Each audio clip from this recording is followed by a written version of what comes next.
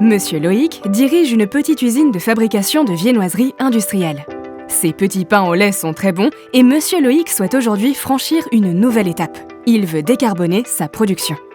Il s'adresse à Jean-Philippe, son conseiller client entreprise GRDF.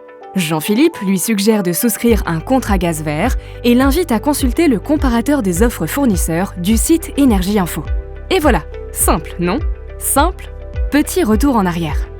À quelques kilomètres de là, Madame Santos est exploitante agricole. Il y a quelques mois, elle a installé un méthaniseur pour valoriser le fumier issu de son activité d'élevage, bénéficier d'un revenu complémentaire et produire son engrais naturel. Sylvain l'accompagne pendant toute la durée du projet. Sylvain est ingénieur d'affaires biométhane GRDF. Parmi les premières questions à se poser, est-ce que Madame Santos peut injecter le gaz vert qu'elle produit dans le réseau exploité par GRDF? La réponse est apportée par Sophia, référente technique biométhane. Vient ensuite le tour du raccordement du méthaniseur au réseau. C'est l'affaire de Jamel à la délégation travaux. Aujourd'hui, le méthaniseur de Madame Santos fonctionne. Fin de l'histoire? Pas tout à fait. Pour contrôler la qualité du gaz, l'odoriser et compter les volumes injectés, il faut un poste d'injection.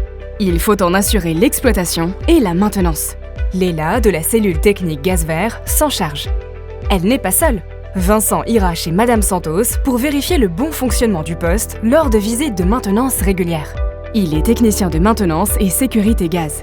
Nadia, quant à elle, s'assure que le biométhane de Madame Santos circule bien dans le réseau de GRDF et elle se charge d'en réguler la pression. Nadia appartient à l'équipe de la cellule de planification des flux. Et à la moindre question sur son contrat, sur son compte ou concernant un autre projet, Madame Santos peut compter sur Steven, son interlocuteur privilégié. Pour la petite histoire, samedi matin, Madame Santos et Monsieur Loïc se sont croisés au marché. Ils ne se connaissent pas, mais GRDF les a reliés. L'un produit du gaz vert et permet à l'autre, grâce à ce gaz vert, de décarboner sa consommation d'énergie. Monsieur Loïc utilise désormais le gaz vert pour la production de ses petits pains qui sont toujours aussi bons. Remarquez, ils ne connaissent pas non plus Monsieur Ruben, un entrepreneur de l'agroalimentaire, ni Madame Wang, en charge du traitement des boues de la station d'épuration de la ville. Eux aussi ont suivi ce circuit, eux aussi ont choisi de produire un gaz local dans un méthaniseur, eux aussi produisent du gaz vert.